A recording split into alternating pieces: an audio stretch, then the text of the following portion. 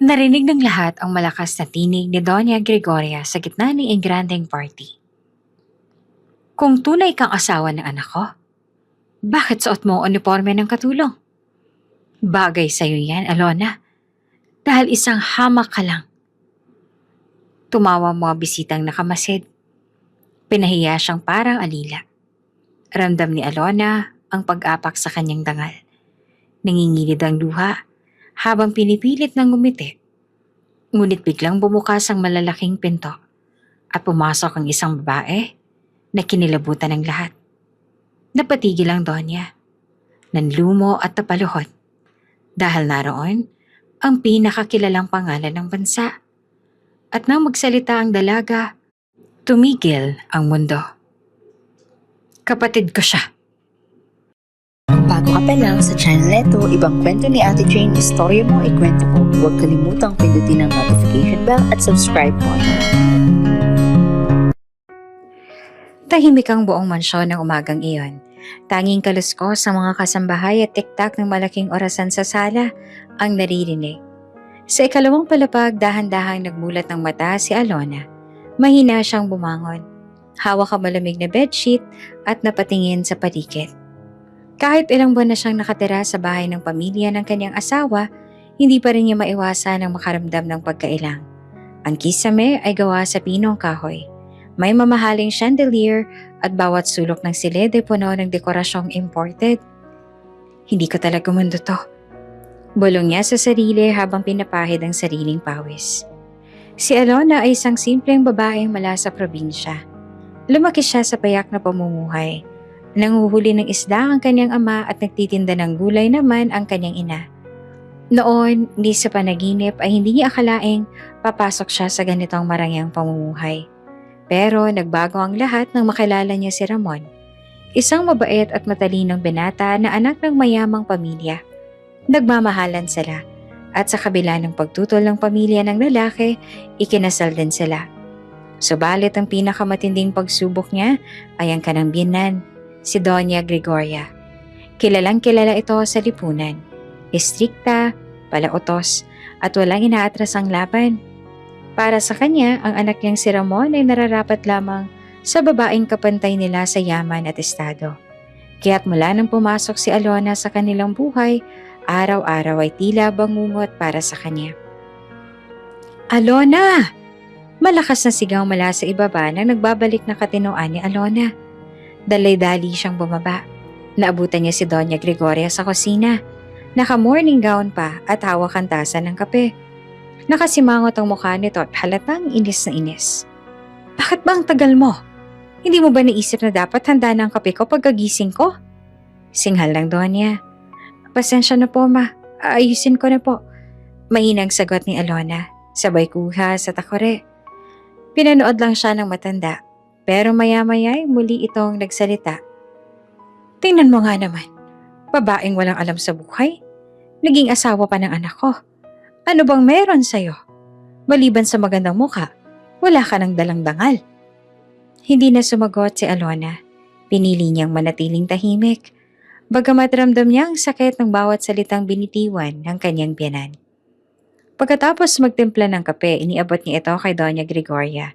Ngunit imbes na tanggapin ng maayos, biglang tumikim ang matanda at sinadya pang marinig ang lahat.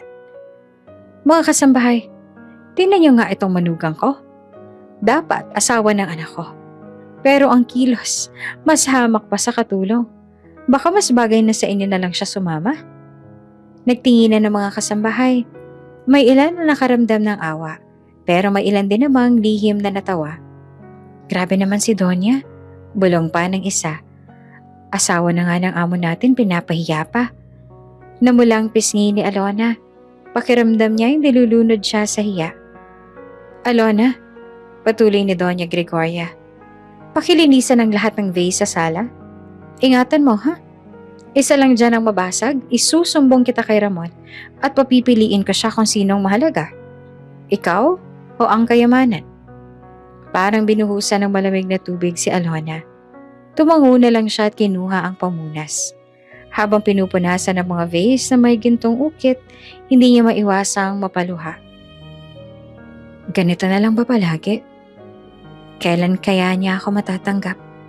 Bulong niya. Dumating si Ramon, bagong gising at agad siyang nilapitan. Han, bakit ka umiiyak? Bulong nito habang hawak ang balikat niya. Mabilis siyang pinahid ang luha at ngumiti. Ah, wala to, napagod lang ako. Ngumiti si Ramon. Pero halatang pangungutya sa mata ni Doña Gregoria na nakamasid sa kanila mula sa pinto. Anak, huwag mong palitan ng lambing ang disiplina. Kung hindi ko tuturuan ng asawa mo, hihilahin niya pababa ang pangalan ng pamilya natin. Naman, tangi lang na nasabi ni Ramon. Ngunit hindi na ito nagtagal pa sa silid. Naiwan si Alona, nakaramdam lang ng lalong pagkabigo. Alam niyang mahal siya ng asawa, pero alam din niyang mahina ito pagdating sa kanyang ina. Habang naglilinis, naalala niyang simpleng tahanan sa probinsya. Ang kanilang kubo, ang amoy ng bagong lutong sinaing, at ang tawanan ng kanyang pamilya sa pagkainan. Doon hindi siya pinapahiya. Doon may dignidad siya. Ngunit dito sa mansyon, para siyang alipin.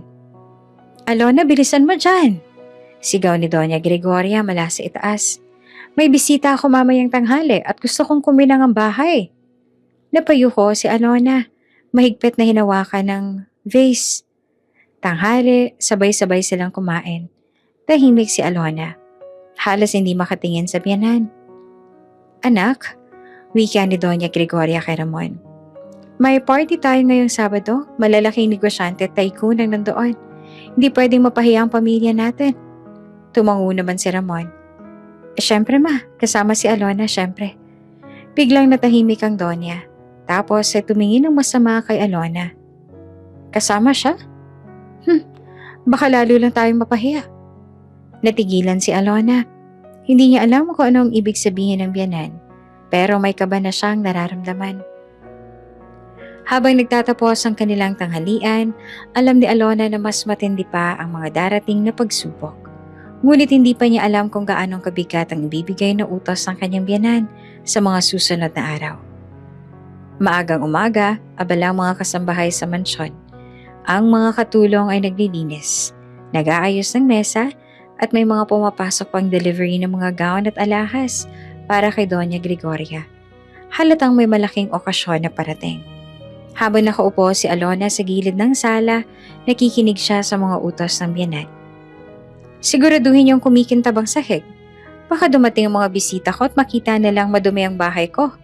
At yung mga bulaklak, palitan ng bago. Ayoko nang nalaranta. Madiin ang utos ni Doña Gregoria. Lumapit si Ramon kay Alona. Han, huwag ka na munang kabahan. Malaking event to. Pero kasama ka, syempre. Gusto kong ipakita sa lahat na asawa kita. Ngumiti si Alona kahit ramdam niya ang kaba. Sana naman hindi ako mapahiya, Ramon. Hindi ko alam kung paano ako makikihalubilo sa mga taong ganong kataas ang tingin sa sarili. Bago pa siya makapagsalita ulit, bumaba si Doña Gregoria. Nakasuot ng silk robe. May hawak na wine glass kahit umaga pa lang. Tiningnan niya si Alona mula ulo hanggang paa na para bang sinusukat ang halaga niya. Alona, malamig na tinig ng Donya. Bukas na ang party. At gusto kong alam mo kung saan ka lulugar. Nagulat si Alona. Po, ano pong ibig niyo sabihin, ma? Ngumisi si Gregoria. Hindi ka bagay suotan ng gown at iparada bilang asawa ng anak ko. Mas babagay sa'yo ang uniform ng mga katulong. At yan ang susuotin mo bukas. Parang gumuho naman ang mundo ni Alona.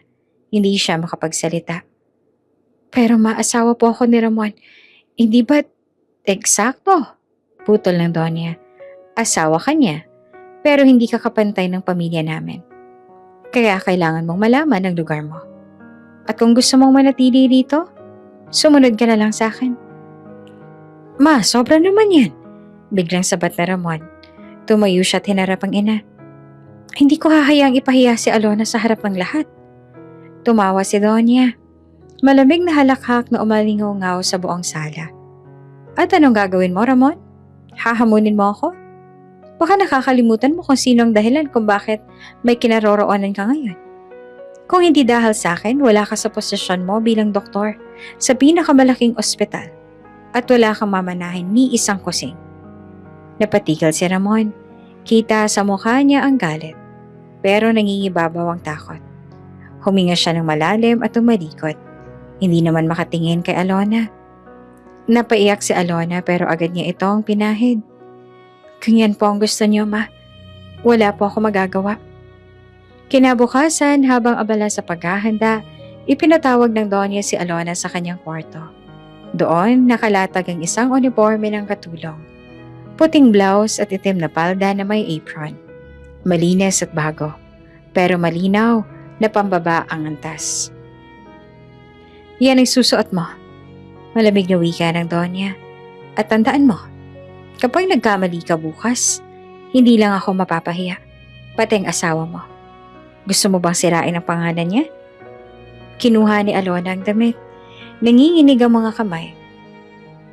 Pakiramdam niya ay tinanggalan siya ng pagkatao. Ma, please naman. Pagmamakaawa ni Ramon na sumunod sa kanila. Huwag na natin gawin to, masisira si Alona. Ramon! Matalim na sigaw ng ina. Kung hindi mo kayang pangalagaan ang pangalan ng pamilya natin, ako ang gagawa. Mas mabuti pang masaktan siya ngayon kesa mapahiya tayo sa lipunan. Hindi na nakapagsalita si Ramon. Pagbalik ni Alona sa kanilang silid, dahan-dahan niyang inilapag ang uniforme sa kama. Tinitigan niya ito ng matagal. Pakiramdam niya ay binaba siya sa pinakamababang antas. Umupo siya, humawak sa dibdib at lumuha. Bakit ganito, Lord? Hindi ba sapat na mahal ko si Ramon? Bakit kailangan kong ipahiya sa harap ng lahat? Lumapit si Ramon, umupo sa tabi niya at hinawakan ang kamay niya. Alona, patawarin mo ako. Hindi ko kayang kontrahin si Mama. Pero pangako, hindi kita pababayaan. Napatingin si Alona sa kanya. May halong pait at pag-asa. Pero Ramon, hanggang kailan ka ba mananahimik? Kailan mo ko ipaglalaban? Hindi na nakasagot si Ramon. Niyakap na lang niya ang asawa, habang si Alona ay tahimik na umiiyak sa dibdib niya. Tinagabihan bago matulog, muling dumating si Doña Gregoria sa kanilang silid. Tumayo siya sa pinto, nakangisi. Tandaan mo, Alona, sa party bukas, ikaw ang magiging halimbawa ng lahat ng babaeng hindi dapat pakinggan kapag pumipilit pumasok sa buhay ng mayayaman. At kapag sinuway mo ako, sisiguraduhin kong mawawala ka, hindi lamang sa bahay na to, kundi pati sa buhay ng anak ko. Malamig ang boses niya, parang hatol. Pagkatapos ay iniwan sila. Tumitig si Alona sa suot niyang nightgown at muling napatingin sa uniform na nakalatag sa kama. Napakagatlapi siya. Huminga ng malalim at sa isip niya ay nagdesisyon. Kakayanin ko to, kahit masakit. Dumating ang gabi ng engranding party. Punong-puno ng ilaw ang malawak na hotel ballroom na punong-puno ng mga kilalang negosyante, politiko at mga personalidad na laman ng pahayagan. May mga cameraman at reporter sa gilid. At bawat bisitang dumadating ay agad na kinukunan ng larawan. Ang lahat ay nakasuot ng magagarang gown at mamahaling alahas na tila kumikislap sa ilalim ng mga chandelier. Sa labas, huminto ang magarang sasakyan ng pamilya nila Ramon. Bumaba muna si Mama Gregoria. Nakasuot ng kumikinang na pulang gown na may bordang ginto. Agad siyang sinalubong ng mga kilalang tao. Gregoria, ang ganda mo pa rin kagaya ng dati. Bati ng isa. Ngumiti ang Donya at naglakad patungo sa entrance. Iniwan sandali sina Ramon at Alona. Si Alona nakaupo pa rin sa loob ng sasakyan. Nakatitig sa suot niyang uniform ng katulong. Puting blouse na may kwelyo at itim na paldang may apron. Nakakakaba, nakakahiya. Parang tinanggalan siya ng pagkatao. Han, bulong ni Ramon habang hawak ang kamay niya. Kung gusto mo, aalis na lang tayo. Hindi ka dapat magsuot ng ganyan. Napaluha si Alona, pero mabilis niya itong pinahid. Ramon, wag na. Ayoko magalit pa si Mama. Tsaka, baka mas lalo lang ako mapahiya kung hindi ako sumunod. Gustong magsalita ni Ramon, pero bago pa siya masabi, bumalik si Mama Gregoria sa pinto ng sasakyan. Ano na? Bakit andyan pa kayo? Bumaba ka na. Alona, huwag mo sayangin ang oras ko. Napayuko si Alona at saka marahang bumaba. Pagpasok nila sa ballroom, agad na napalingon ang mga bisita.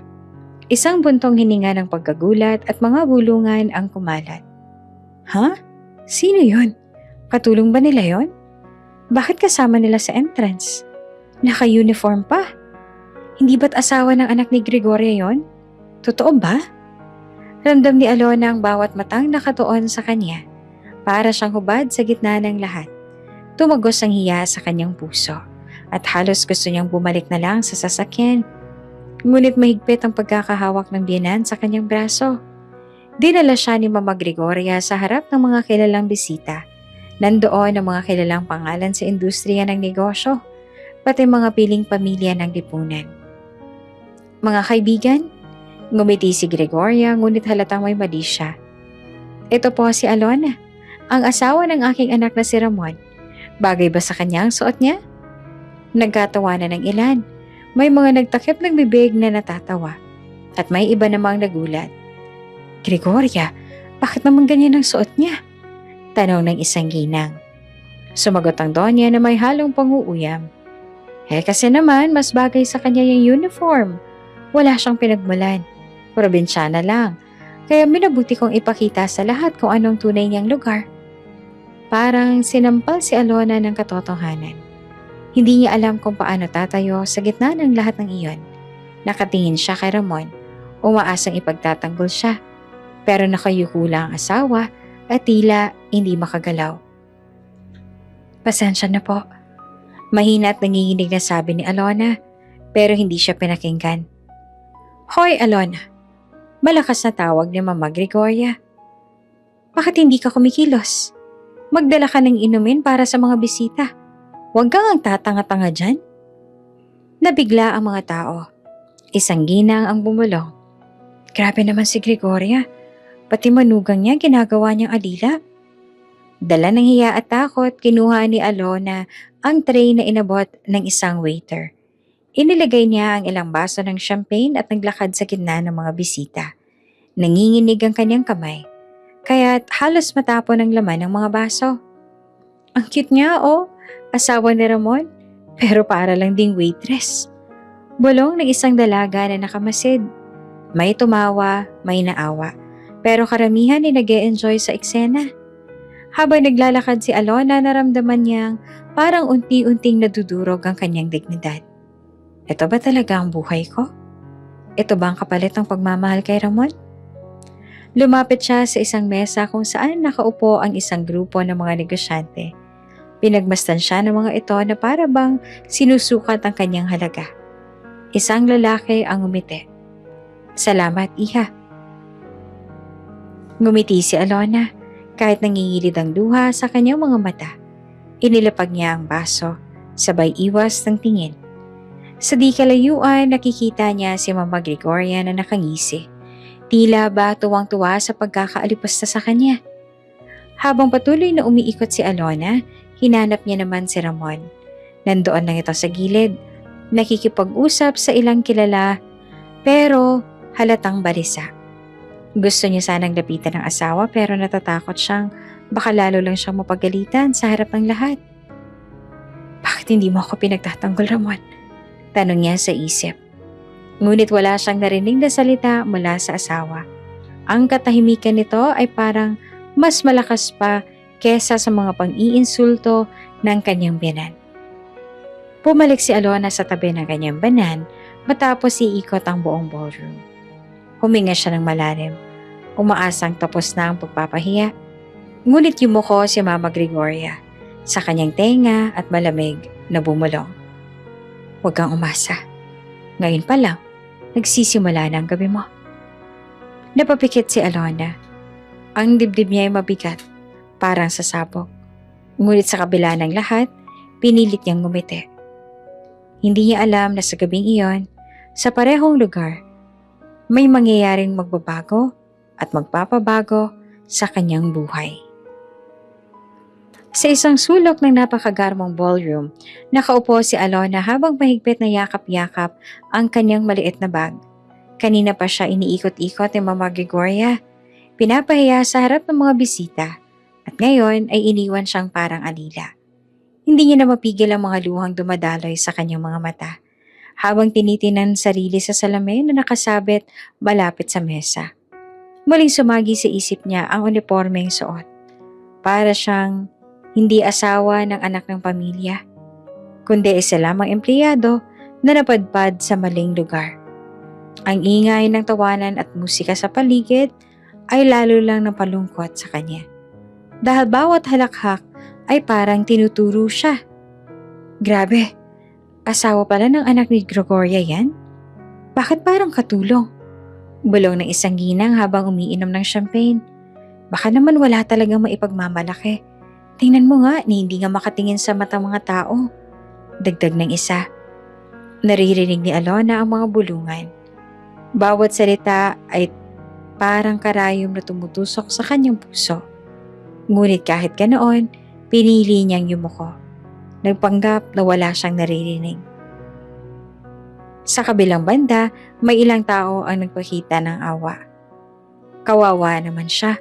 Ang hirap mapunta sa sitwasyong yun, sabi ng isang binata sa kaibigan. Pero dapat ipaglaban siya ng asawa niya. Hindi yun nakatayo lang. Sagot naman ng kasama. Tumagos naman iyon kay Alona. Alam niyang tama sila. Ngunit paano kung si Ramon mismo ay takot sa ina? Sino pa ang lalaban para sa kanya? Lumipas ang mga minuto. Ngunit parang oras ang bawat segundo. Habang nakaupo, tiningnan niya si Ramon mula sa di kalayuan. Nasa mesa ito kasama ang ilang mga kakilala at nakangiting pilit. Halata kay Alona na hindi ito komportable ang asawa. Pero mas pinili nitong manahimik kesa ipagtanggol siya. Nagmamahal siya, alam ko. Pero bakit parang palaging mas malakas ang takot niya kaysa sa pagmamahal niya sa akin? Bulong niya sa sarili at muling napahagulhol ng mahina.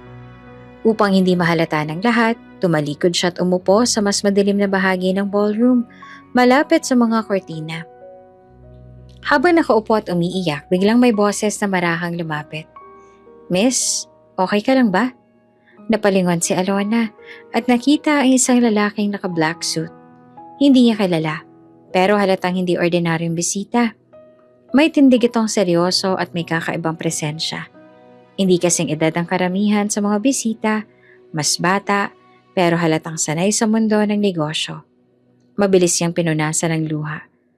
Ayos lang po, pasensya na. Hindi ako dapat nandito. Ngumiti ang lalaki. Ngunit puno ng simpatya ang mga mata. Hindi naman mahalaga sa akin kung dapat ka bang narito o hindi. Ang tanong, masaya ka ba rito? Natigilan si Alona. Hindi niya alam ang isasagot. Sa halip ay napayuko siya at napahawak sa apron ng suot niyang uniform.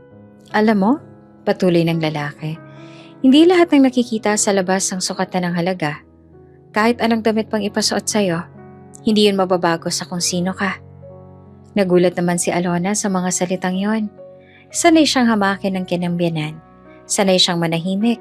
Ngunit ngayon, may isang estranghero na nagsasalita ng mga bagay na gusto niyang marinig. Bahagya namang napangiti si Alona, kahit nangingilid pa ang luha. Salamat po. Ngayon lang may nagsabi sa akin ng ganyan. Hindi mo kailangang magpasalamat, sagot ng lalaki. Minsan, kailangan lang natin ng paalala na hindi tayo dapat tapakan kahit kanino. By the way, ako nga pala si Marco. Alona, mahina niyang sagot, sabay abot ng kamay. Sandaling nagkamay ang dalawa. Sa di kalayuan, hindi naman nakaligtas kay Mama Gregoria ang eksenang iyon. Napakunot ang noon niya at agad na nilapitan si Ramon. Anak, tingnan mo yung asawa mo. Nakikipag-usap sa kung sino-sino. Hindi mo ba siya pagbabawalan? Ma, mahina lang ang sagot ni Ramon pero halatang kabado. Muling lumapit si Mama Gregoria kay Alona. Anong ginagawa mo rito sa sulok? At kung kani-kanino ka nakikipag-usap, hindi ka ba marunong humiya? Nagulat si Alona. Mabilis na tumayo at yumuko. Pasensya na ma, wala naman po akong ginagawa. Huwag mong ipahiya ang pamilya namin sa harap ng lahat. Bumalik ka ron at huwag ka makikipag-usap kung kani-kanino. Tumalikod si Mama Gregoria at muling naglakad pabalik sa mga bisita. Iniwan si Alona na nakatayo. Nanginginig pa rin ang kamay. Si Marco naman ay marahang bumulong bago tuluyang lumayo. Kaya mo yan. Huwag kang matakot. Nagpatuloy ang party, ngunit para kay Alona, mabigat ang bawat sandali.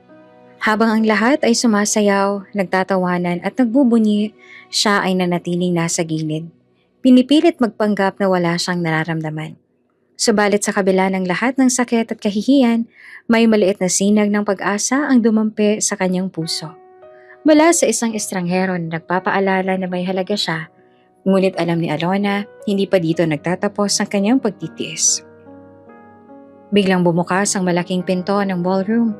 Kasabay ng malamig na hangin mula sa hallway, pumasok ang isang babae na agad na umagaw ng atensyon ng lahat. Ang kanyang gown ay kulay pilak, kumikislap sa bawat ilaw ng chandelier. Matangkad, elegante, at may tindig na parang reyna. Siya ba yun? Bulong ng isa. Hindi pwedeng siya nga. Isabela Monteverde! Sigaw ng isang bisita. Halos mapasigaw sa kilig. Agad na nagsimula ang bulungan at pagtilian ng mga tao. Sino ba naman ang hindi makakakilala kay Isabela? Siya ang nagmamay-ari ng mga kilalang hotels at fashion empire. Madalas sa laman ng business magazines at international forums. Para siyang isang alamat na nagkatawang tao sa harap nila. Halos sabay-sabay na napalingon ng mga bisita. Ang mga violinist na tumutugtog ay natigilan. Ang mga waiter ay napahinto. Ang buong ballroom ay tila natulala sa presensya ng bagong dating. Si Doña Gregoria na kanina mataas ang ulo sa pagpapahiya kay Alona ay napatigil, napanganga, sabay pilit ng umiti. Isabela, what a surprise! Hindi ko alam na dadalo ka. Ngumisi lang si Isabela, malamig ang mga mata. Narinig kong may malaking pagtitipon, kaya napadaan ako. Ang kanyang boses ay hindi malakas pero dinig na dinig ng lahat. Sa bawat takbang niya papasok, sinusundan siya ng mga mata ng lahat. Ang mga bisitang ginang ay halos magunahan na makalapit para makipagkamay. Ang ganda mo, Isabela. Kakaiba ang elegance mo. Wala talagang katulad. Ngunit hindi sila pinansin ni Isabela. Sa halip ay naglakad siya ng diretsyo. Ang mga mata ay nakatuon sa isang sulok ng hall kung saan naroon si Alona. Nabigla si Alona. Hindi niya alam kung bakit siya tinitigan ng isang tulad ni Isabela. Napayuko siya, nanginginig.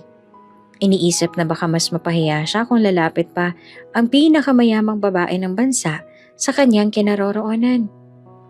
Bakit parang kay Alona nakatingin si Isabela? Imposible. Bakit siya interesado sa isang katulong? Hindi ba't asawa siya ng anak ni Gregoria? Nakakahiya naman. Ang mga bulungan ay lalong nagpalala ng kaba ni Alona. Tumigil si Isabela ilang hakbang mula kay Alona. Ang buong hall ay halos huminto sa paghinga. Ang mga mata ni Isabela ay nakatuon lamang sa kanya. Ngumiti si Isabela, bahagya. Ngunit sapat para magdulot ng tensyon sa buong paligid. So, ikaw pala. Hindi maintindihan ni Alona ang ibig niyang sabihin. Natulala siya, hindi makapagsalita, at napakagatlabi para hindi tuluyang umiyak. Si Doña Gregoria ay halatang nag-aalala. Lumapit siya sa tabi ni Isabela at nagpanggap na masigla. Isabela, halika sa mesa namin. Huwag mong pansinin ang mga walang halaga. Sabay tingin kay Alona na may pang-iinsulto. Ngunit hindi gumalaw si Isabela. Nakatitig pa rin siya kay Alona. Nababalot ng kaba ang lahat. Alam ng mga tao na may kakaiba sa tensyon sa pagitan ni Isabela at Alona, pero walang makasiguro kung ano iyon. Si Ramona kanina ay tahimik lang, ay lalo pang natigilan. Bakit kay Alona nakatingin si Isabela? Anong koneksyon nila? Tanong niya sa isip. Nagpatuloy ang katahimikan sa loob ng ballroom matapos ang biglaang pahayag ni Isabela. Ang lahat ng bisita ay nakapako ang mga mata sa dalawang babae sa gitna ng hall. Ang ape at ang mga pangyarihan, magkahawa kamay. Alona, kapatid ko. Muling ulit ni Isabela ng mas malinaw at mas malakas. Parang kumidlat ang bawat salita sa pandinig ng lahat. May mga ginang na natulala.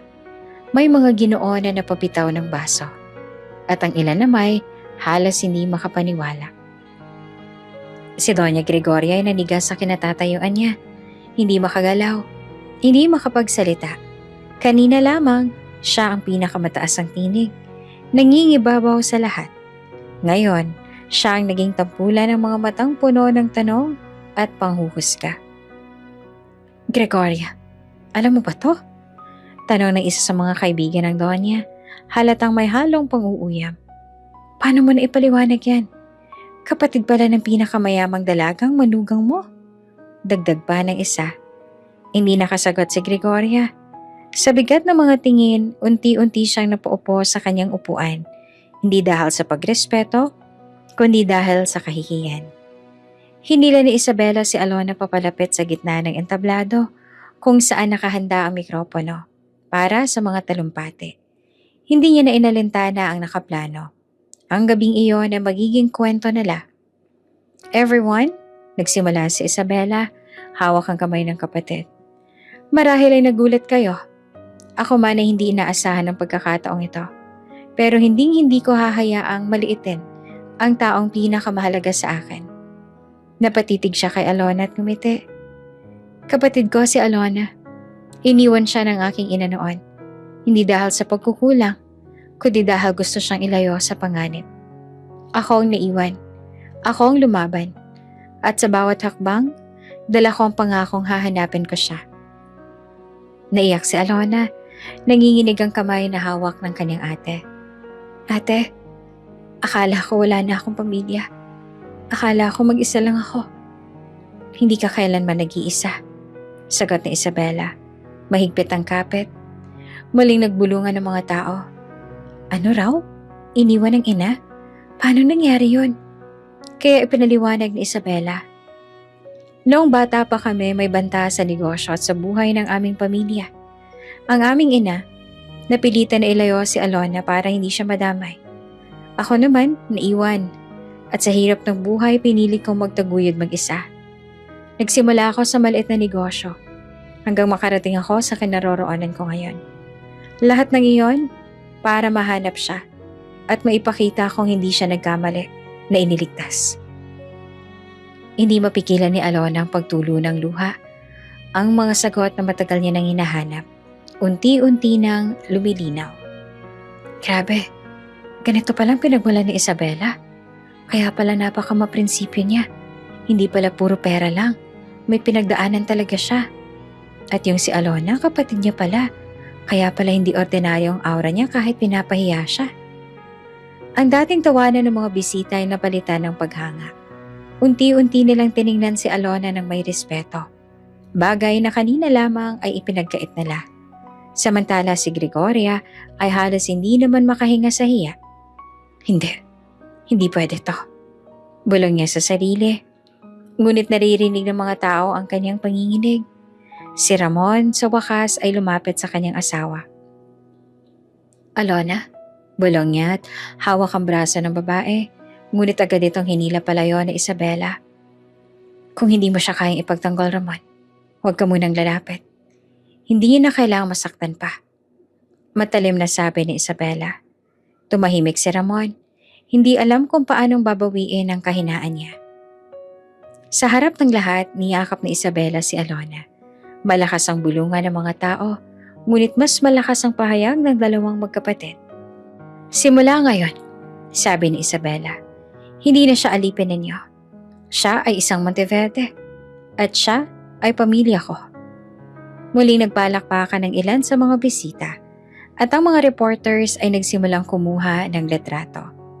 Naramdaman ni Alona na ang gabing puno ng kahihiyan ay unti-unting nagiging simula ng kanyang muling pagkabuhay. Hindi man mawala agad ang sakit ng mga nangyari, ngayon ay alam niyang may kakampi siya at higit pa sa lahat, may pamilya siyang handang ipaglaban siya. At sa gitna ng lahat, habang nakatingin siya kay Mama Gregoria na nandulumong nakaupo, ramdam niyang nagsisimula na ring mabasag ang kapangyarihang matagal nang gumagapos sa kanya. Matapos ang matapang na pahayag ni Isabela na si Alona ay kanyang kapatid, biglang nag-iba ang ihip ng hangin sa loob ng ballroom. Kanina lamang, si Alona ay pinagtatawanan, pinapahiya at trinatratong parang alila. Ngunit ngayon, lahat ng mata ay nakatuon na sa kanya, nang may halong gulat, paghanga at pagsisisi. Hindi ko akalaing kapatid pala siya ni Isabela Monteverde. Bulong ng isang ginang habang halos manginig ang hawak na baso. Kaya pala may kakaiba siyang ganda, kahit naka-uniform lang kanina. Grabe, mula sa pagiging ape, naging biglang prinsesa sa isang iglap lang. Naramdaman ni Alona ang bigat ng mga matang nakatingin sa kanya, ngunit hindi na iyan kagaya ng kanina. Hindi na puro pagmamata, may halong takot at respeto na ang kanilang tingin. Isang waiter ang nakayukong lumapit at inalok siya ng champagne. "Ma'am, para po sa inyo." Iyon ang unang beses na tinawag siyang ma'am sa gabing iyon, at ramdam ni Alona ang bigat ng pagbabago. Samantala si Ramon ay nananatiling tahimik sa tabi. Habang nakikita niyang nakatayo ng taas na si Alona sa tabi ni Isabela, hindi niya maiwasang makaramdam ng matinding hiya. Bakit hindi ko siya ipinaglaban? Tanong niya sa sarili. Bakit pa palagi ako natatakot kay mama? Ang mga kaibigan niyang doktor at negosyante ay nagbulungan din. Ramon, hindi mo ba alam na kapatid ni Isabela ang asawa mo? Kung alam niya, bakit hindi niya ipinagmalaki? Sayang, dapat siyang unang nagsabi. Ramdam ni Ramon ang pagdududa ng mga tao. Sa halip na siyang humanga sa asawa, siyang napahiya dahil sa kanyang katahimikan at kahinaan. Hindi nakaligtas ang buong eksena sa mga kamera. Ang mga photographers na naroon para sa event ay sabay-sabay na kinuna ng litrato ang dalawang magkapatid.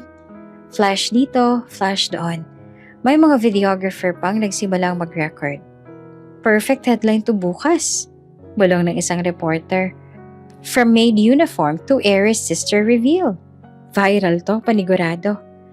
Agad na kumalat ang mga kuha sa social media. Ilang minuto lang, trending na nga ito sa Twitter at Facebook ang mga larawan na hawak ni Isabela ang kamay ni Alona. Ang caption ng ilan, From Shame to Fame, Alona Monteverde. Donya, napahiya sa harap ng magkapatid. Sa gitna ng lahat, si Alona ay nakatayo na ngayon na hindi na nakayoko. Ang dating nanginginig na kamay ay mahigpit nang nakahawak sa kanyang ate. Hindi ko alam kung paano ko haharapin lahat ng to. Mahinang bulong niya kay Isabela. Hindi mo kailangang magpaliwanag kanino man, sagot ng kanyang ate. Ang importante, alam na nila kung sino ka. Samantala, si Doña Gregoria ay halos hindi alam ang gagawin. Kanina lamang siya ang bida. Pinagtatawanan si Alona sa harap ng lahat. Ngayon, siya ang naging katawa-tawa. Gregoria, bakit hindi mo sinabi na kapatid pala ng pinakamayamang dalagang manugang mo? Tanong ng isa sa mga donya, halatang nanunukso. Akala ko pa naman alam mo lahat ng pinagmulan niya. Dagdag pa ng isa. Hindi naman makatingin si Gregoria, nakayuko siya, pinagpapawisan habang naririnig ang mga bulong-bulungan. Ang ilan sa mga dati niyang kakampi ay umiwas na sa kanya. Ayaw madamay sa kahihiyan. Para kay Alona, ibang-iba ang pakiramdam. Kanina, halos gusto niyang lumubog sa sahig sa hiya. Pero ngayon, sa harap ng taong minsang humamak sa kanya ay nararamdaman niyang muling bumalik ang kanyang dignidad. Lumapit ang isang ginang at mahigpit na hinawakan ang kamay niya. Iha, patawarin mo kami. Kung kanina ay natawa kami. Hindi namin alam yon. Ngayon saludo kami sa'yo. Hindi alam ni Alona kung papaanong tatanggapin iyon. Ngunit marahan siyang tumango. Nagpatuloy ang party, pero ibang-iba na ang ihip ng hangin. Ang sentro ng usapan ay hindi na ang negosyo, hindi na ang politiko, kundi ang dalawang magkapatid na nagtagpo sa gabing iyon. Habang pinagmamasdan niya ang mga tao, alam ni Alona na hindi na siya kailanman titingnan muli bilang isang hamak. At si Ramon na natili nakatayo. Iniisip kung paano siya makakabawi sa asawa na ngayon ay mataas ang tingin ng lahat kesa sa kanya. Muling nabalot ng katahimikan ng ballroom matapos magpalakpakan at magbulungan ng mga tao. Nakatayo si Isabela sa gitna. Hawak ang kamay ni Alona. Ang mga mata niya ay matalim. Diretso kay Doña Gregoria na ngayon nakayuko at nanginginig. Pero pilit pinapanday ang postura para hindi tuluyang bumagsak sa kahihiyan. Lumapit si Isabela. Mabigat ang bawat hakbang. Bawat tingin ng tao ay kasabay niya. Tumigil siya sa harap mismo ni Gregoria. Ang tinatapakan ninyo, madiin niyang sambit. Tsaka huminga ng malalim. Kapatid ko. Nag-echo ang tinig niya sa loob ng balwagan. Walang nakapalag. Walang naglakas loob na magsalita. Napalunok si Gregoria. Ramdam ang bigat ng bawat salitang iyon. Ngunit imbes na lumuhod, pinilit niyang magmatigas. Huwag mong gawing drama ang gabing ito, Isabela. Hindi to pelikula. Hindi dahil sinabi mong kapatid mo siya, ay magbabago ng tingin ng lahat sa kanya. Grabe, bulong ng isang ginang sa likod. Kung si Isabela na mismo ang nagsabi, sino pa magdududa? Sagot ng katabi. Napahiya si Gregoria. Dati siyang mataas magsalita. Tingnan mo ngayon na tumeme na. Halos lahat ng bisita ay nakatingin ngayon kay Doña Gregoria, hindi na kay Isabela. Ang mga tingin ay puno ng pang-uusig at panghuhusga. Gumiti si Isabela ngunit malamig. Talaga bang hindi magbabago ang tingin ng lahat? Tingnan mo sila, Gregoria. Kanina nagtatawanan sila sa pagpapahiya mo kay Alona. Ngayon, hindi ba't ikaw ang pinagtatawanan nila? Napalingon ng Donya. Totoo, maraming bisita ang nakakunot ang noo. May ilan pang palihim na nakatawa. At ang iba naman ay halatang umiiwas ng tingin para hindi madamay sa kahihiyan. Ako ang Donya dito. Halos pasigaw na tugon ni Gregoria. Hindi pwedeng lampasan ng kahit sino ang pangalan ko. Pero nilampasan ka na, Mama. Sabat ni Ramon na ngayon lumapit. Hindi man malakas ang kanyang tinig, sapat na iyon para marinig ng lahat. Sa unang pagkakataon, naglakas loob si Alona. Huminga siya ng malalim. At kahit nanginginig pa rin ang kanyang tinig, nagsalita siya. Ma, kahit ilang beses niyo akong pinahiya at gawing alipin, hindi niyo mababago ang katotohanan. Hindi ako tulong dito. Asawa ako ni Ramon. At ngayon may ate ako nandito para ipagtanggol ako. Nagulat ang lahat. Ang babaeng kanina lang ay nakayuko at walang imik, ngayon ay unti-unti nang natutong magsalita para sa sarili. Napangiti si Isabela at pinisil ang kamay ni Alona bilang suporta. Pilit nang umiti naman si Doña Gregoria, pero halatang nanginginig ang labi. Kung kapatid ka man ni Isabela, hindi pa rin kita tatanggapin bilang manugang ko. Kahit anong sabihin ninyo, hindi ka bagay sa anak ko, Alona. Hindi ka kabilang sa mundo namin. Ngunit hindi na iyon tinanggap ng mga tao. Maraming umiling at may isang ginang pa na nagsabi ng malakas. Gregoria, tama na. Sobra ng ginagawa mo. Namutla pa si Gregoria. Ang kanyang kapangyarihan ay unti-unting nadurog sa mismong harap ng lipunan na dati kanyang kinukontra. Si Isabela ay humarap muli sa lahat. Darinig yun na. Ito ang katotohanan. Kung may magtatanong pa, ako ang sasagot. At kung may hahamak pa kay Alona, haharapin muna nila ako. Muling nagpalakpakan ng ilan. Ang mga kamera ay hindi tumigil sa pagkuha ng litrato. Ang eksena ay tuluyan ang naging sentro ng buong bansa sa mga susunod na oras. Habang nakatayo, hawak ang kamay ng kanyang ate, ramdam ni Alona ang unti-unting pagbabago sa kanyang sarili. Ang kahihiyan na matagal niyang tiniis ay napalitan ng lakas at dignidad. Hindi pa tapos ang laban. Pero alam niyang may kakampi na siya at sa unang pagkakataon, hindi siya natakot tumingin sa kanyang biyanan. Sa halip, diretso niyang tinitigan si Mama Gregoria at sa loob-loob niya ay sinabi, hindi na ako dating Alona na tatahimik na lang. Pagkatapos ng mainit na sagutan ni Isabela at Mama Gregoria, akala ng lahat ay tapos na ang tensyon. Ngunit biglang nagsalita si Isabela. Mabigat ang tinig at punong-puno ng determinasyon. Hindi pa dito nagtatapos. Wika niya. Hawak pa rin ang kamay ni Alona. May dapat kayong malaman. Lalo na kayo. Pamilya na Ramon. Nagtinginan ng mga bisita. Halatang sabik sa susunod na revelasyon. Si Doña Gregoria naman ay namutla. Para bang may ideya na sa susunod na sasabihin.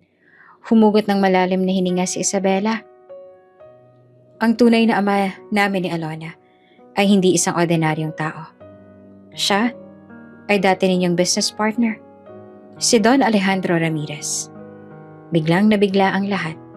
Ang pangalan ni Don Alejandro ay hindi nabago sa mga nanaroon. Siya ang kilalang negosyante noong araw, ngunit misteryosong naglahong parang wala ilang taon nang nakalipas.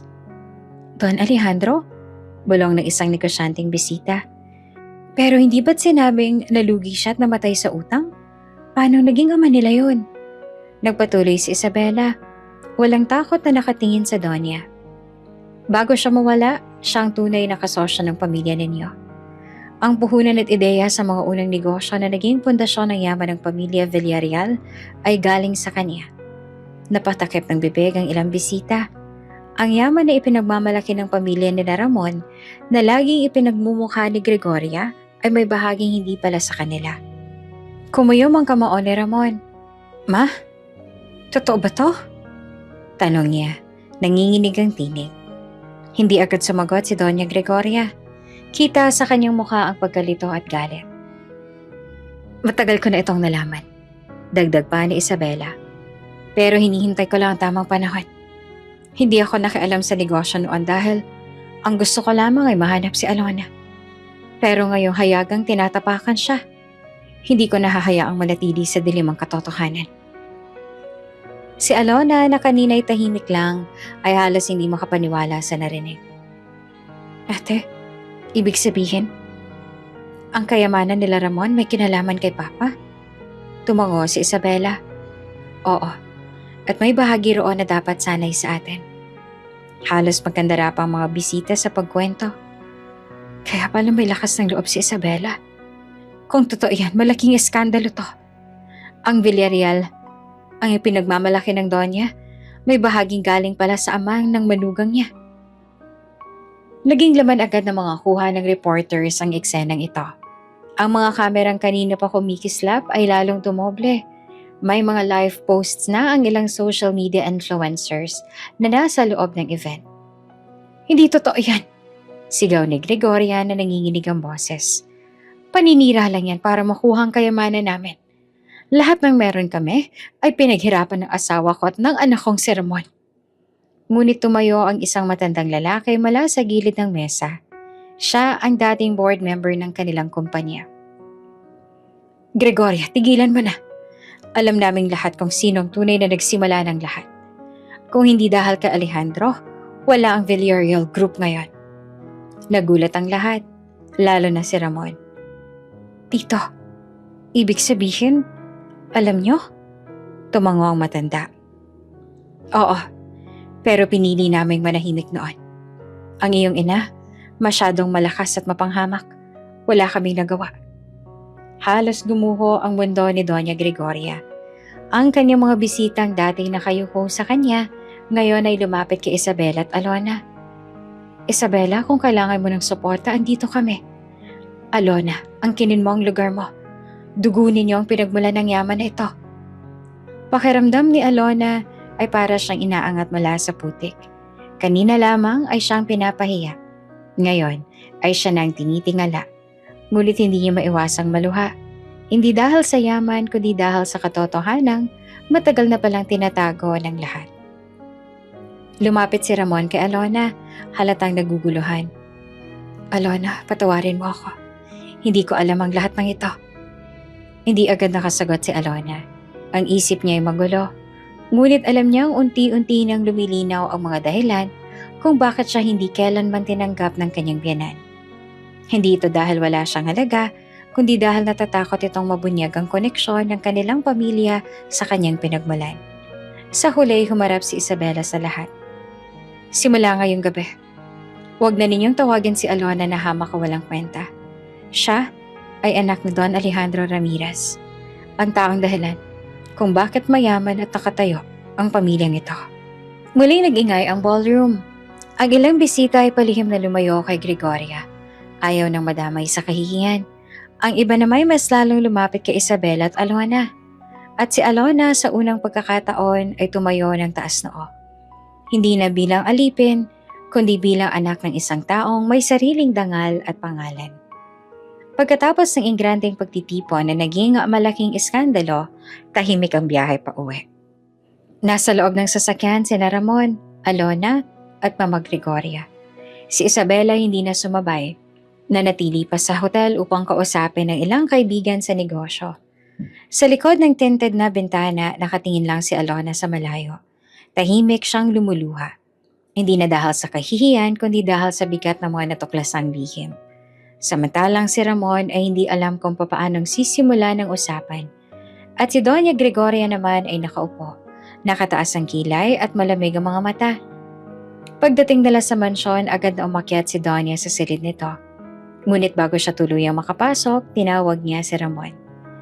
Anak, halika muna rito, may dapat tayong pag-usapan. Nagkatingin na naman si Ramon at Alona. Ikaw na muna, Ramon. Aakyat na ako sa kwarto natin. Mahina at pagod na sabi ni Alona. Tumango si Ramon, halatang may kaba at sumunod sa kanyang ina. Sa loob ng silid ni Gregoria, naupo siya sa kama at tiningnan ng anak na para bang may matinding misyon. Ramon, panimula niya. Hindi mo ba nakikita? Ginagamit ka lang ng babaeng yon. Nagulat si Ramon. Ma, anong sinasabi ninyo? Asawa ko si Alona. Hindi niya ako ginagamit. Ginagamit niya ang apelido mo. Ang yaman natin. At ngayon pati ang kapatid niyang si Isabela para sakupin ang lahat. Hindi mo ba nakikita kung paano siyang pinakilala kanina?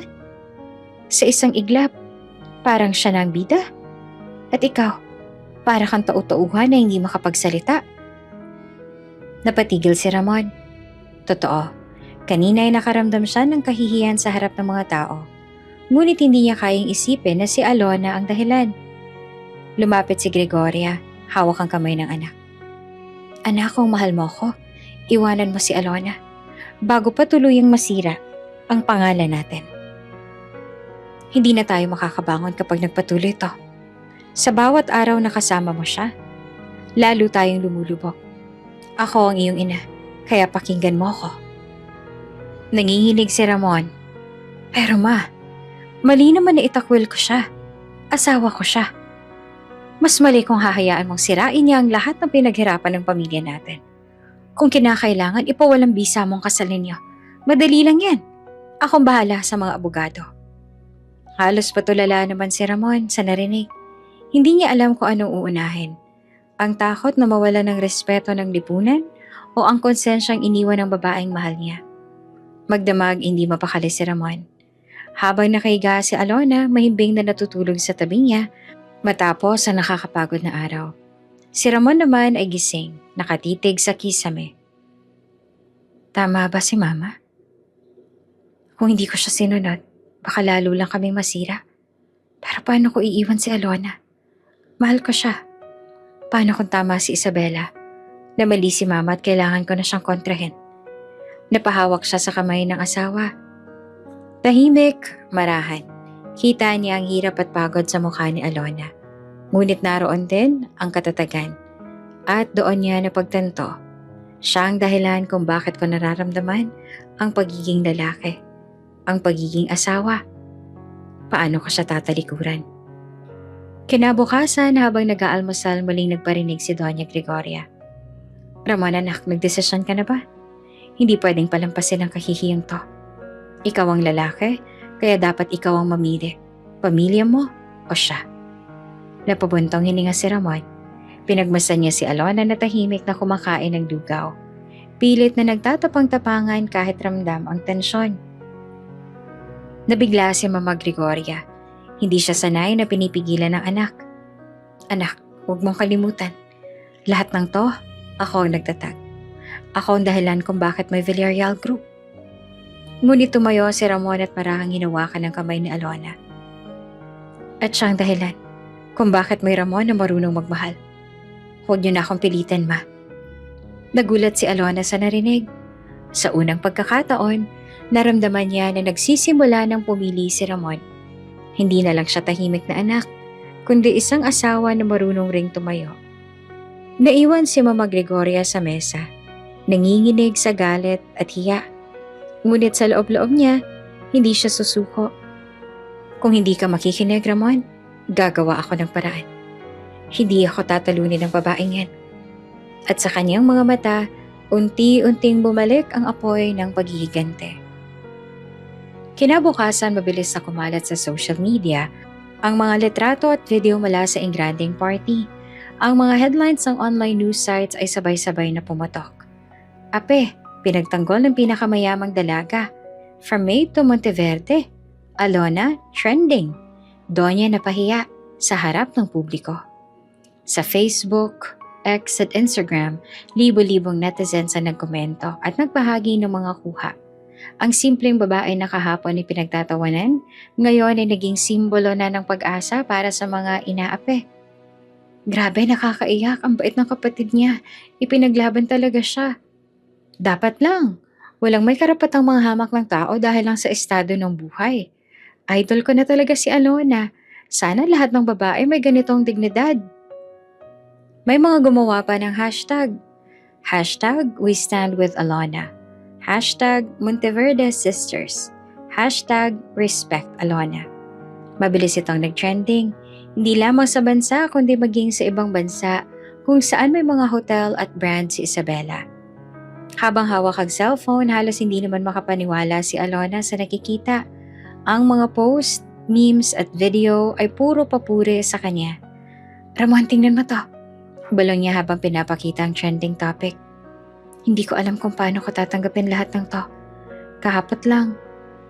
Lahat sila ay tumatawa sa akin. Hinawakan siya ni Ramon sa balikat. Ngayon naman, lahat sila humahanga na sa'yo. Kasi nakita nila kung paano ka lumaban ng tahimik.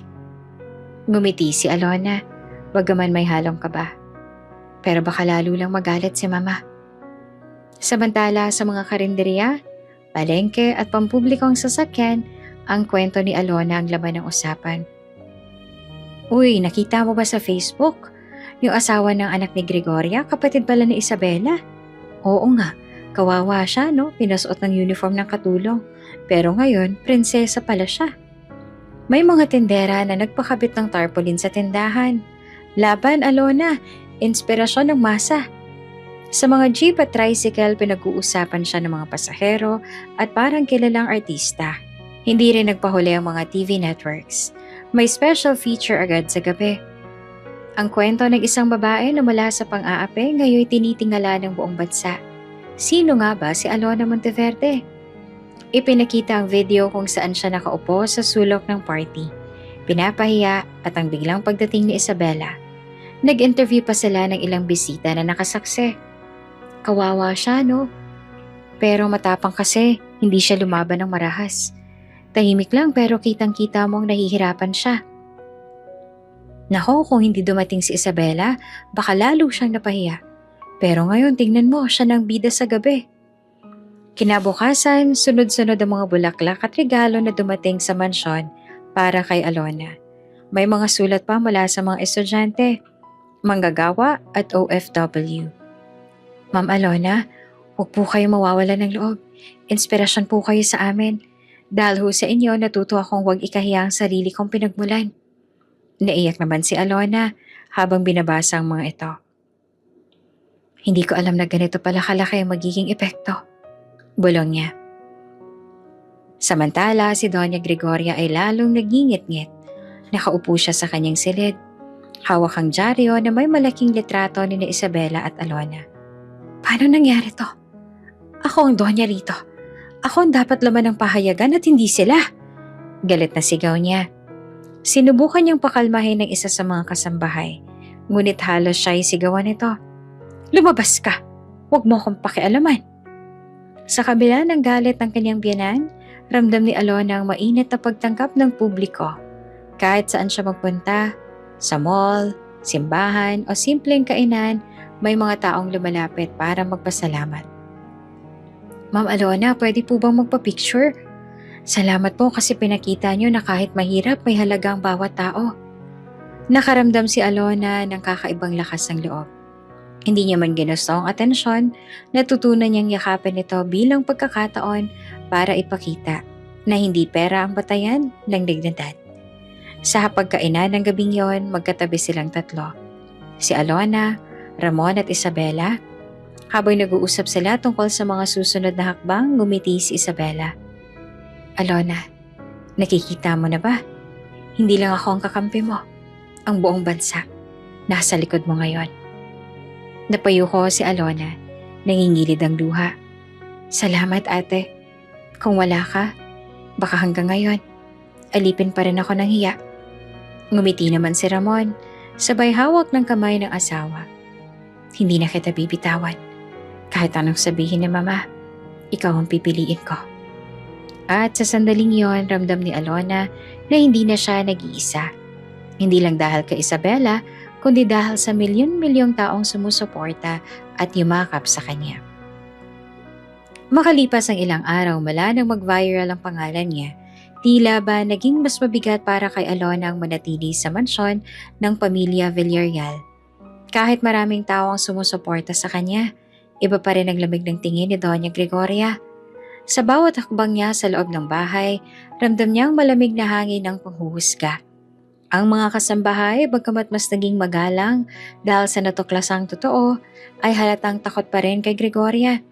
At si Ramon, bagamat sinisikap maging asawa, ay nananatiling hati ang damdamin dahil sa kanyang ina. Isang gabi, nakaupo si Alona sa kanilang silid. Tahimik siyang nag-impake ng ilang damit. Alona, anong ginagawa mo? Tanong ni Ramon. Gulat na gulat nang makita ang maleta. Tumingin si Alona. Balukot ang mga mata. Ramon, kailangan ko munang lumayo. Hindi ko na kayang bigat dito. Kahit anong gawin ko, lagi akong mali kay mama. At hindi ko kayang makita ng nahahati sa pagitan namin. Lumapit si Ramon. Pilit na hinahawakan ng kamay niya. Pero mahal kita at hindi ko kaya na wala ka sa tabi ko. Umiling si Alona. Mahal din kita. Pero minsan, kailangan kong piliin ang sarili kong kapayapaan. Hayaan mo muna akong huminga. Hindi ito pag-iwan, Ramon. Ito'y para makahanap lang ako ng lakas. Tahimik si Ramon at hindi makapagsalita. Sa huli yumakap siya ng mahigpit at bumalong. Kung iyan ang kailangan mo, hihintayin kita. Kinabukasan, dumating si Isabela upang sunduin siya. Malalaki ang sasakyang sumundo. Mga itim na SUV na may bodyguards. Nagpaalam si Alona kay Ramon. At kahit mabigat ang loob, tuluyan siyang umalis ng mansyon. Pagdating nila sa bahay ni Isabela, halos hindi makapaniwala si Alona. Isang napakalaking mansyon, mas malaki pa kaysa sa tinitirahan niya sa pamilya Villarreal. Malawak ang hardin, may fountain sa gitna, at mga haligi na parang palasyo. Welcome home, Alona, ngiti ni Isabela. Dito hindi ka alipin. Dito ikaw ay pamilya. Naluha si Alona at niyakap ang kanyang ate. Salamat ate.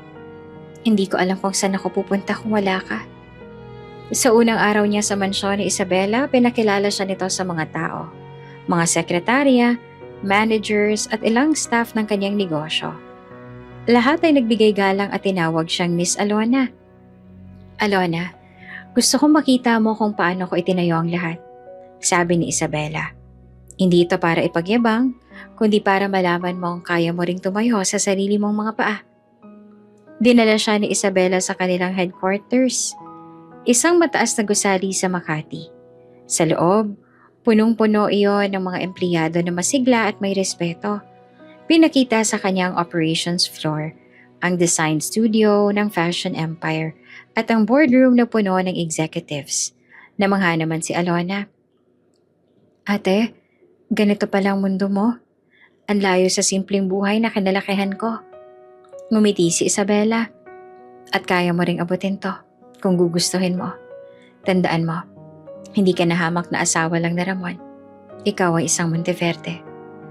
Sa mga sumunod na linggo, unti-unti nagbago ang pananaw ni Alona.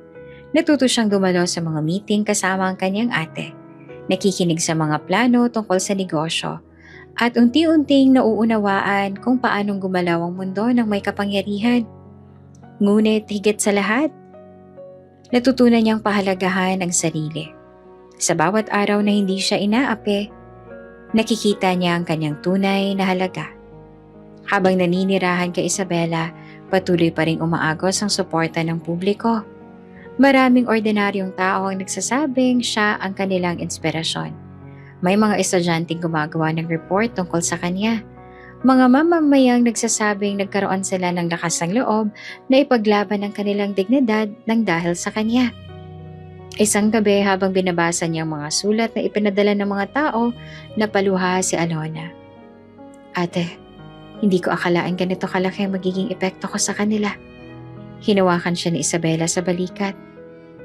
Kasi totoo ka, Alona. Hindi mo kailangan ng kayamanan para igalang ka. Ikaw lang mismo, sapat na.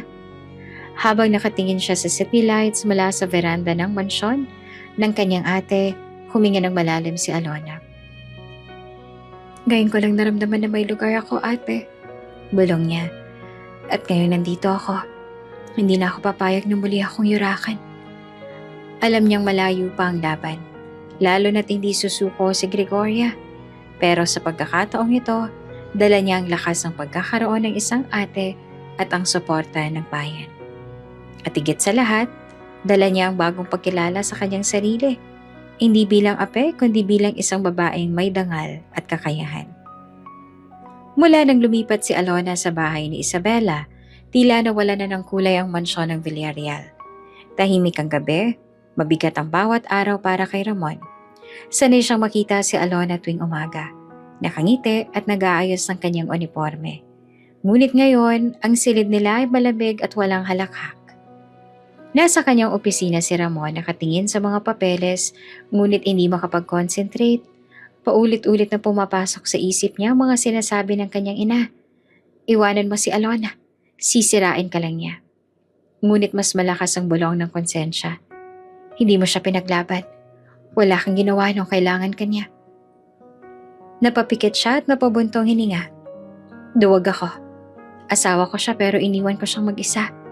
Bulong niya sa sarili. Isang hapon, hindi na siya nakatiis.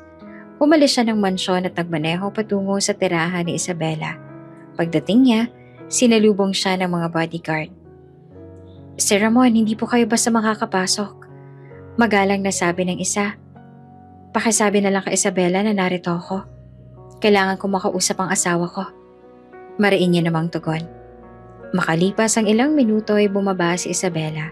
Elegante pa rin, ngunit malamig ang tingin sa kanya. Ramon, ngayon ka lang nagpakita. Hindi ba't noong pinapahiya siya ng mama mo, tahimik ka lang? Napayuko si Ramon. Alam ko, at iyon ang pinakamasakit para sa akin. Gusto kong bumawi. Pinapasok siya ni Isabela sa malaking sala. Doon ay nakita niya si Alona, nakaupo sa sofa habang may hawak ng mga dokumento mula sa kumpanya ng kanyang ate. Mas magaan ang mukha nito kaysa dati. Mas maliwanag ang ngiti at may kumpiyansa na sa kanyang mga mata. Parang tinusok ang puso ni Ramon. Masaya siya at hindi ako ang dahilan. Alona, bulong niya. Tumingin naman si Alona at bahagyang nagulat ngunit agad ding kumalma. Ramon, bakit ka nandito? Lumapit siya at halatang nanginginig ang tinig. Namiss kita. Hindi ko kayang wala ka. Umiling si Alona. Hindi naman ako nawala. Ako lang ay umalis para makahanap ng lakas. Ikaw, kaya mo ba talagang ipaglaban ako kung babalik ako? Umupo si Ramon sa tapat niya. Hawak ang kamay ni Alona kahit nag-aalinlangan ito. Aminado ako na naging duwag ako. Lagi kong iniisip na baka masirang pangalan ng pamilya namin kung pipiliin kita. Pero nang mawala ka, doon ko lang naramdaman kung gaano kitang kamahal. Hindi ko pala kaya na hindi ka kasama. Tahimik si Isabela ngunit nakinig. Alona, dugtong ni Ramon. Natatakot ako na tuluyan na kitang mawala. Lalo na ngayon nakikita kong mas masaya ka sa piling ng ate mo kesa sa piling ko. Tinitigan siya ni Alona. Sa unang pagkakataon, hindi siya natatakot magsalita ng totoo. Ramon, mahal kita. Pero hindi na akong Alona na tahimik lang at tatanggapin lahat ng sakit. Natutunan ko ng pahalagahan ng sarili ko. Kung gusto mong bumalik ako, kailangan ko makita na kaya mo akong ipaglaban. Hindi lamang sa harap ng mama mo kundi sa harap ng lahat.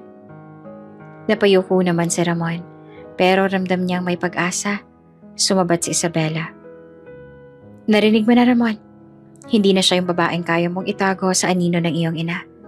Kung seryoso ka, patunayan mo. Hindi lang sa salita, kundi sa gawa. Tumango si Ramon. Gagawin ko. Hindi ko na siya hayaang apihin ulit. Habang palapas si Ramon matapos ang pag-uusap, tumigil siya sa may pinto at muling tumingin kay Alona. Mahal na mahal kita. Huwag mong tuluyang isarang puso mo. Hindi naman sumagot si Alona. Ngunit sa kanyang mga mata, may halong awa, sakit at pagmamahal. Naiwan siya sa sala. Iniisip kung bibigyan pa ba ng pagkakataon ng asawang minsang pumili ng katahimikan kesa sa kanya. Habang nagmamaneho pa uwi si Ramon, paulit-ulit niyang binigkas sa sarili. Hindi na ako magiging duwag. Kailangan kong ipakita kay Alona na kaya kong tumayo laban kay Mama. At sa sandaling yon, nagsimula ang kanyang pagbabago. Mula sa isang anak na sunod-sunuran lang, patungo sa isang lalaking handang lumaban para sa asawa niya. Maagang-maaga pa lang kumulo ng dugo ni Gregoria. Nakaupo siya sa veranda ng mansyon nila habang binabasa ang pahayagan. Nasa front page na naman sina Isabela at Alona. Magkasama at may headline pa. Monteverde Sisters, bagong mukha ng pag-asa. Halos magitngit siya. Hindi ko hahayaang maagaw nilang spotlight na sa akin dapat. Bulong niya sa sarili. Mabilis siyang nagbihis ng kanyang mamahaling gown at tinawagan ng driver. Ihanda ang sasakyan. Pupunta tayo kay Isabela at sisiguraduhin kong matatapos ang ilusyon nilang dalawa ngayong araw. Pagdating nila sa mansyon ni Isabela, agad siyang sinalubong ng mga gwardya. Ma'am, bawal po kayong pumasok ng walang appointment. Magalang ngunit matatag na wika ng isa. Appointment? Ako si Doña Gregoria Villarreal. Walang humaharang sa akin. Sigaw niya. Sinubukan niyang dumiretso. Ngunit pinigilan siya ng mga gwardya. Narinig naman ito ni Isabela, kaya't agad niyang pinatawag si Gregoria. Lumabas siya sa malawak na pintuan ng mansyon. Elegante sa kanyang business attire. Gregoria, malamig niyang bate. Anong ginagawa mo rito? Dala pa ang buong yabang? Halos magliyab sa galit si Doña Gregoria. Isabela, tigilan mo ang pagkandidili sa kapatid mong yan. Hindi siya bagay kay Ramon. Kung akala mo mapoprotektuhan mo siya sa akin, nagkakamali ka. Sisirain ko siya sa lahat ng tao. Umiling si Isabela, ngunit ngumiti. Hindi mo na kailangang sirain si Alona. Ginawa mo na yan. At nakita ng buong bansa ang resulta. Ikaw ang napahiya. Tigilan mo ako. Hindi mo alam ang kaya kong gawin. Isang salita ko lang, babagsak ang kapatid mo. Ngumiti si Isabela, kumaway sa kanyang assistant at may iniabot na makapal na folder. Ibinukas niya iyon sa harap ng lahat. Tingnan mo muna ito bago ka magbanta. Kinuha ni Gregoria ang papeles, mabilis na nagbasa, at unti-unting namutla ang kanyang mukha. Ano to? Kontrata, sagot ni Isabela na matatag. Ang Villarreal Group of Companies ay may utang na higit na 50 milyong piso sa Monteverde Holdings. At simula ngayong linggo, overdue na yan. Napatigil si Gregoria, hindi siya makapaniwala. Hindi, imposible. Ang negosyo namin? Hindi mo ba alam? Putol na Isabela. Matagal na kayong umaasa sa kapital ko. At ngayong hawak ko na ang lahat ng leverage. Kung gusto mong mabuhay ang kumpanya ninyo, mas mabuting magbagong pakikitungo mo sa kapatid ko. Halos mahulog si Doña Gregoria sa kinatatayuan. Ang kanyang mga alalay ay nagmamadaling sumalo sa kanya. Ang yabang na kanina lamang ay nag-uumapaw, ngayon natunaw na sa harap ng katotohanan. Hindi pwede to. Ako ang Doña. Ako dapat na tinitingala. Lumapit si Isabela at tumingin ng diretso sa mga mata niya. Hindi na ngayon, Gregoria. Tapos na ang panahon mo. Hindi na kayamanan ang magtatagal, kundi respeto at dignidad. At yan ang matagal mo nang ikinabagsak. Naroon din si Alona, tahimik na nakamasid. Lumapit siya sa tabi ng kanyang ate at marahan nagsalita. Ma, sana noon pa lang tinuring niyo na akong asawa ng anak ninyo. Hindi ko sana kanailangang maranasan ang lahat ng sakit. Pero ngayong alam ko na ang totoo, hindi ko nahahayaang yurakan niyo pa ako. Napatitig ang Donya sa kanya. Sa unang pagkakataon, hindi na nakaramdam si Alona ng takot, kundi tapang. Hindi nakapagsalita si Gregoria. Dala ng hiya at takot, agad niyang inutusan ng driver na ihanda ang sasakyan. Umalis na tayo! Sigaw niya at sabay iwas ang tingin kay Isabela at Alona. Habang papaalis ang sasakyan, naiwan ng mga gwardiya at staff ng mansyon na nagbubulungan.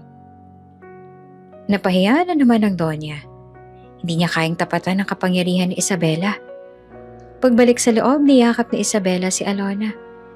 Wala ka nang dapat katakutan. Nasa atin ang kontrol. Hindi na siya makakapagdesisyon para sa'yo. Ngumiti naman si Alona, may luha sa mga mata. Salamat ate. Ngayon ko lang naramdaman na may lakas ako. Hindi dahil sa pera, kundi dahil may kasama akong pamilya.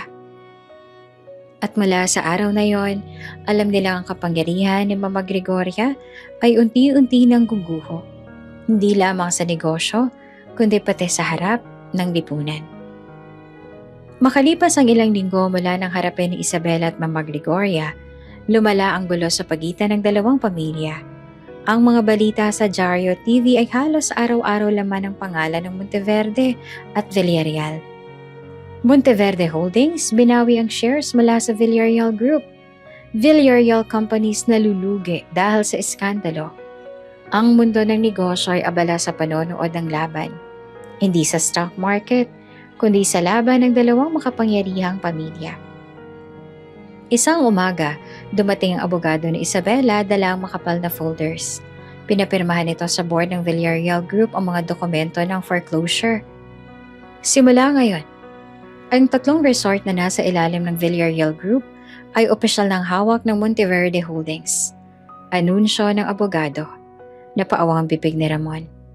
Ano? 3 resort agad? Paano ng mga empleyado roon? Hindi sila mawawala ng trabaho. Malamig na sagot ni Isabela. Pero mula ngayon, ako na ang may kontrol. Ramdam ni Alona ang bigat ng sinabi. Napatingin siya kay Ramon. Kita ang pagkalito at sakit sa kanyang mukha. Kinagabihan magkasama sina Ramon at Alona sa veranda ng mansyon ni Isabela. Tahimik na nakatingin si Ramon sa kawalan. Hawak ang isang baso ng tubig. Hindi ko alam kung paano ko haharapin to, Alona. Mahina niyang sabi. Pamilya kong pinapahiya. Negosyo namin ang nawawala. At parang wala akong magawa.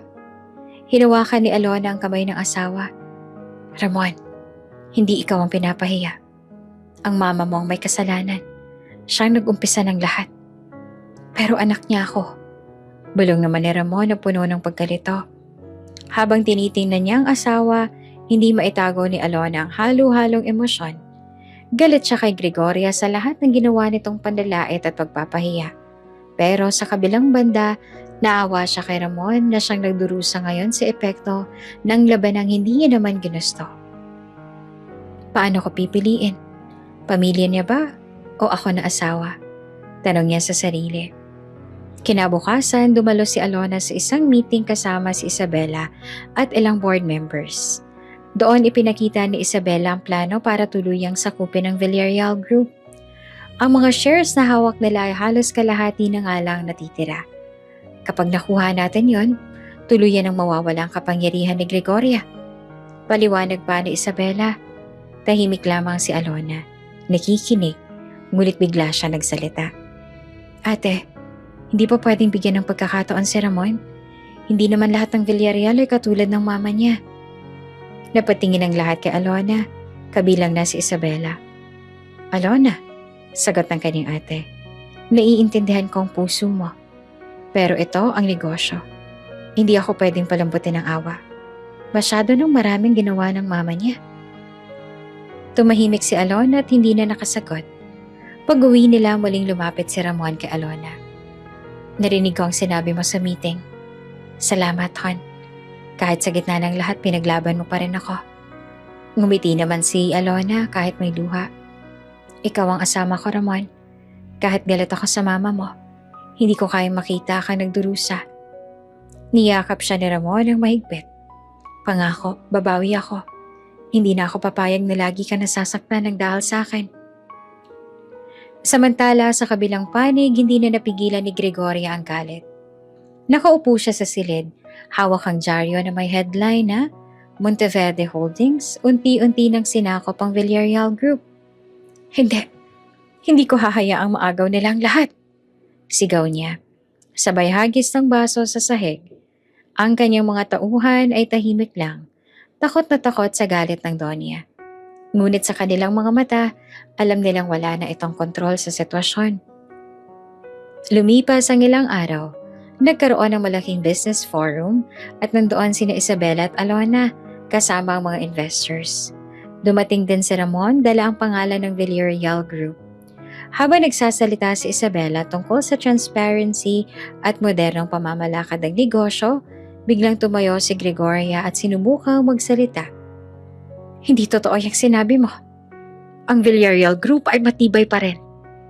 Ngunit hindi siya pinakinggan ng karamihan.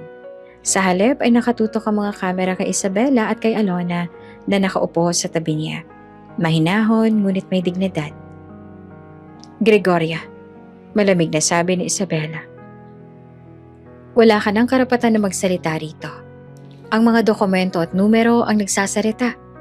At ito, inilabas niya ang kontrata ng pagbawi ng shares. Ito ang ebidensya. Napahiyang muli si Mama Gregoria. Habang lumalabas siya ng forum, narinig niya ang bulungan ng mga tao. Wala na. Tapos na ang kapangyarihan niya. Monteverde na ang may hawak ng lahat. Sa mga susunod na araw, lalong lumakas ang tensyon. Ang Monteverde Holdings ay patuloy na lumalago habang ang Villarreal Group ay unti-unting gumuho. At sa gitna ng lahat ng ito, si Alona ang naiipit. Isang anak at kapatid ng Monteverde, ngunit asawa ng isang Villarreal. Habang nakatingin siya kay Ramon na pagod sa laban, alam niyang mas mabigat pa ang darating. Sa kasagsagan ng laban sa negosyo, isang umagay yumanik ang mundo ng lipunan at media. Pagbukas pa lang ng TV at radyo, iisang headline ang bumungad. Doña Gregoria, sangkot sa money laundering. Kumpanyang Villarreal inimbestigahan sa anomalya. Sa social media kumalat ang mga dokumento at larawan.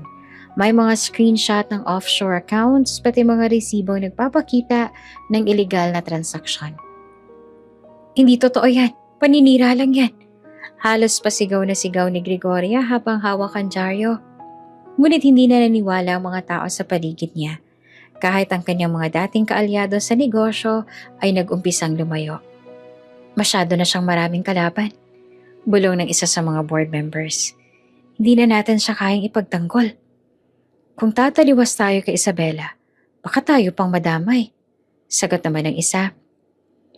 Kinahapunan dumating ang mga investigator sa mansyon ng Villarreal. Bitbit nila ang search warrant at agad na pumasok sa opisina ni Doña Gregoria. Madam, kailangan naming suriin ang inyong mga dokumento at accounts. Magalang nasabi ng lead investigator. Walang makakakuha ng papeles ko.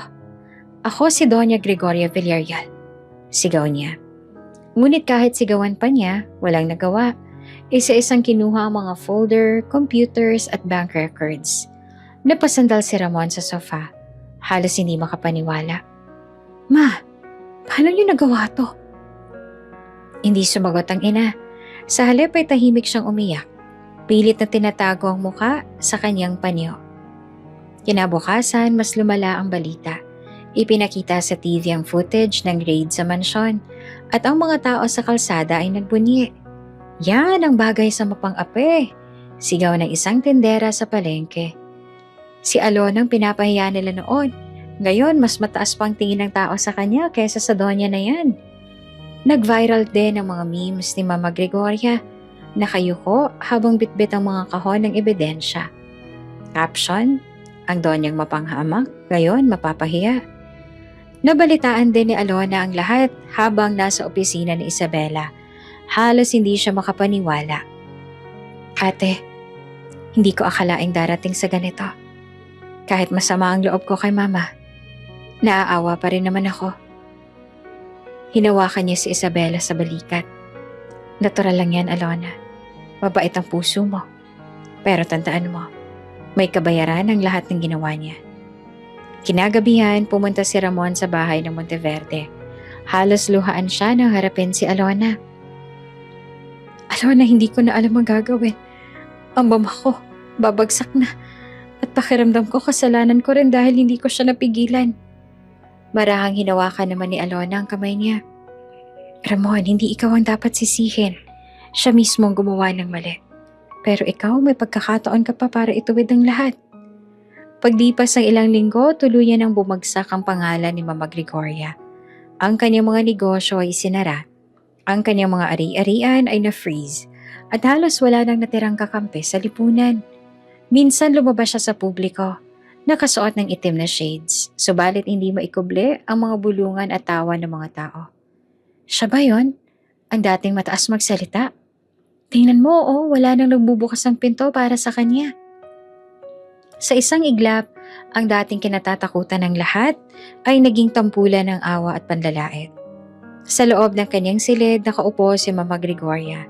Hawak ang lumang litrato ni Ramon at Alona sa araw ng kanilang kasal. Unti-unti nang nagkakalubot ang kanyang mukha sa pag-aalala at takot.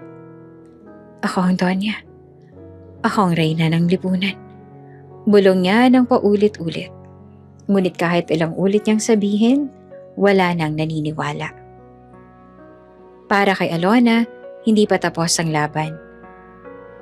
Ngunit alam niyang unti-unti nang bumabaliktad ang kapalaran. Kung noon siyang pinapahiya at pinaluluhod, ngayon, si Gregoria na mismo ang lugmok sa kahihiyan. At habang hawak niya ang kamay ni Ramon, alam niyang kailangan pa rin magdesisyon kung bibigyan niya ito ng pangalawang pagkakataon o tuluyang lalakad ng mag-isa. Tahimik ang gabi sa mansyon ng Monteverde. Nakaupo si Alona sa veranda, hawak ang tasa ng tsaa. Ang mga ilaw ng syudad ay kumikislap sa malayo, ngunit ang kanyang isip ay magulo. Hindi niya alam kung saan tutungo ang kanyang puso. Sa dami ng nangyari, ang mga kahihiyan, at pagkatuklas ng kanyang pinagmulan, ang pagbagsak ng kanyang biyenan. Ngayon, kailangan niya magdesisyon kung saan siya tatayo bilang asawa, bilang kapatid, at bilang isang babae na natutong ipaglaban ang sarili.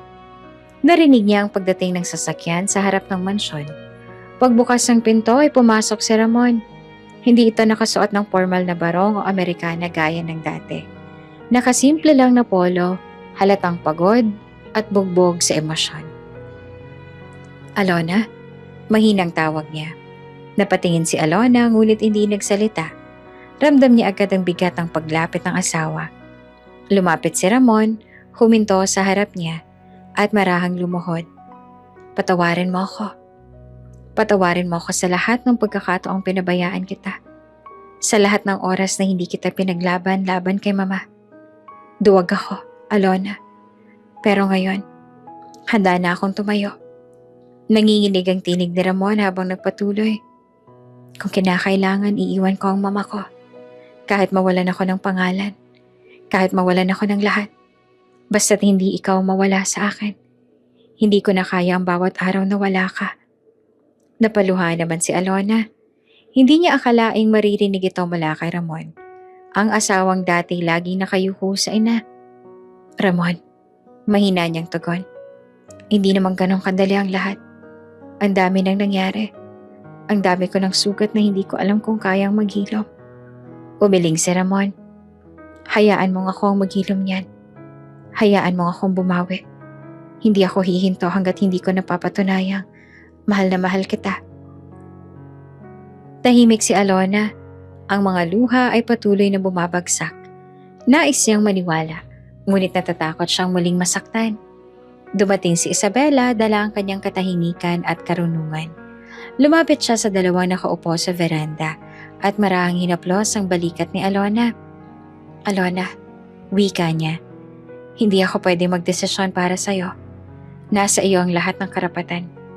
Kung pipiliin mong manatili kay Ramon o pipiliin mo ang sarili mo. Tumingin siya kay Ramon.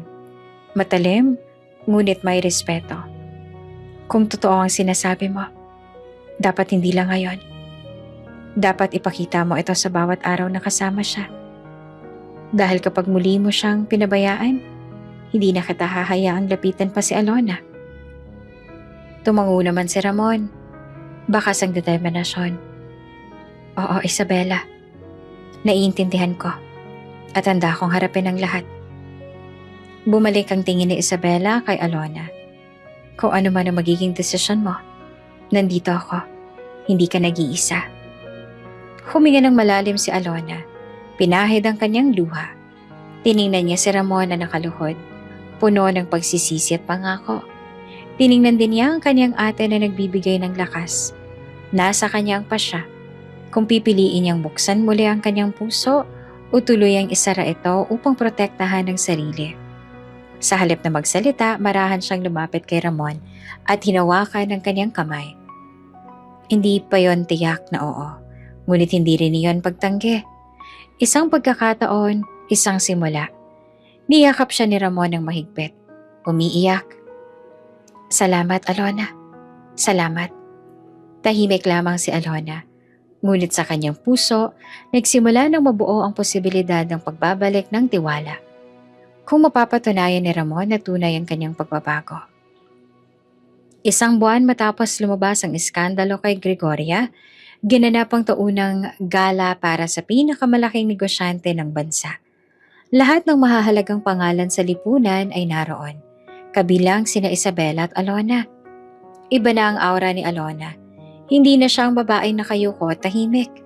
Naka-eleganteng gown siya, simple ngunit disente. At may kumpiyansa sa bawat hakbang. Nasa tabi niya si Isabela, taas noo at matatag. Pagdating nila sa bulwagan, lahat ng mga mata ay nakatuon agad sa kanila. May ilan pang nagpalakpakan. Siya si Alona Monteverde, bulong ng mga tao. Yun yung babaeng pinahiya noon, di ba? Ngunit ngayon kinikilala na ng lahat. Kasunod na dumating si Ramon, halatang mas humble kesa dati. Lumapit siya kay Alona at mahinahong nagtanong. Pwede ba akong umupo sa tabi mo ngayong gabi? Ngumiti si Alona. Oo naman, asawa ka ta Ramon. Tumango si Ramon at ngumiti. Oo Alona, salamat. Maya-maya ay dumating si Gregoria. Hindi na siya ang donyang kilala ng lahat. Nakaitim siyang damit. Payat at baka sa mukha ang pagod sa mga kasong hinaharap. Tahimik ang bulwagan habang naglalakad siya papasok. Wala nang yumuko, wala nang bumate. Sa halip, mga malamig na tingin lang ang sumalubong sa kanya. Nang magtama ang mata nila ni Alona, hindi niya napigilan ng mapaluhod. Alona, nanginginig niyang sabi, patawarin mo ako. Nagkamali ako. Pinahiya kita. Tinapakan kita. Ngayon ako naman ang nasa putik.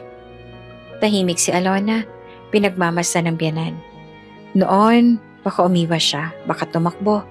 Ngunit ngayon, iba na siya. Tinawag siya ng host para magsalita sa entablado. Tumayo si Alona, hinarap ang lahat, at may dignidad na nagsalita. Mga ginagalang na panauhin, hindi lingid sa inyo ang mga nangyari nitong mga nakaraang buwan. Maraming beses akong napahiya, itinuring na wala. Pero ngayong gabi, gusto kong ipaalam sa lahat na hindi ako katulong.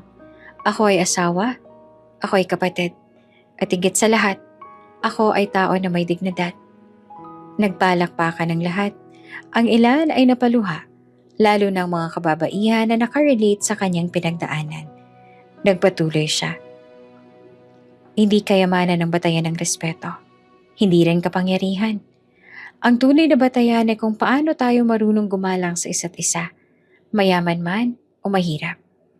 Habang nagsasalita si Alona, unti-unting tumulo ang luha ni Gregoria. Tumayo siya at lumapit sa gitna. Sa harapan ng lahat, yumuko siya. Alona, patawad. Hindi ako naging mabuting ina sa'yo. At Ramon, patawarin mo rin ako bilang ina. Nagbulungan ng mga tao. Para sa lahat, iyon ang pinakamatinding pagbagsak ng Donya.